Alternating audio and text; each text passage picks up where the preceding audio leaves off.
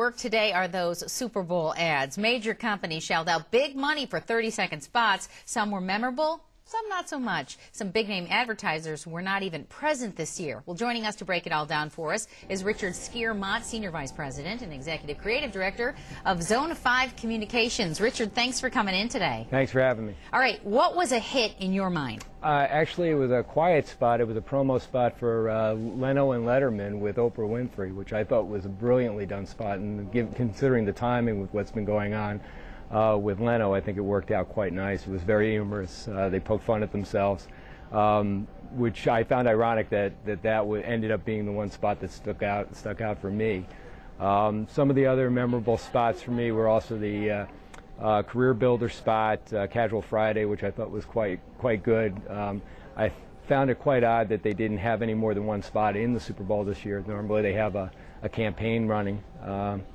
The Doritos Crash the Super Bowl was a success. I think there was some real good advertising that came out of that, and I always like looking at those because they're coming from more amateur-based folk, and so it's always interesting to see how creative they can be with it. A lot of people are talking about Snickers this morning in the one ad that had Betty White. Yes, yeah. It was a good ad. It certainly rated high. It got the USA Today top rating on their ad meter.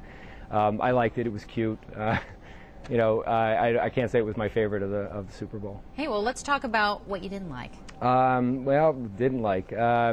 Most of the car ads I didn't like at all. I thought that they were trying very hard to be clever, and none of them really came through at the end of the night that was memorable. I think the only one that I actually remembered after watching all the commercials was the Audi commercial. What about Toyota and the apology? Oh, well, aired once, right? Yeah, aired once. The Toyota apology, yeah, that stuck out a lot for a lot of reasons, at least of which that it was a week late and $1 short. I didn't think it was very appropriate to actually air it at the Super Bowl as being their first communication to the public. And it was a bit of a creepy spot. I mean, you've got this kind of blurred vision. A car driving down these different roads. It was a bit ominous. And then, of course, they had to show their line of cars at the end of it because they needed to promo that too. So I wasn't too impressed. Now, these commercials cost big money, and some companies decided this year to opt out and put their money elsewhere. Let's talk about Pepsi.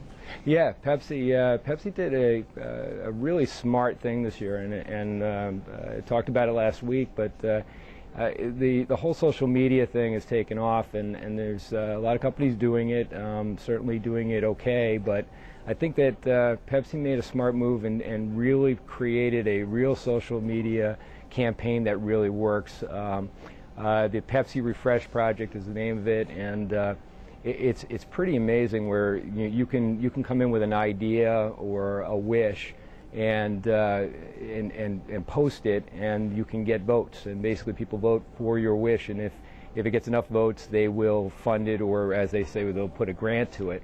I think it was brilliant. They've tied in some celebrities who also have wishes for some of their favorite charities, and they've done some spots that they're running on YouTube and certainly online.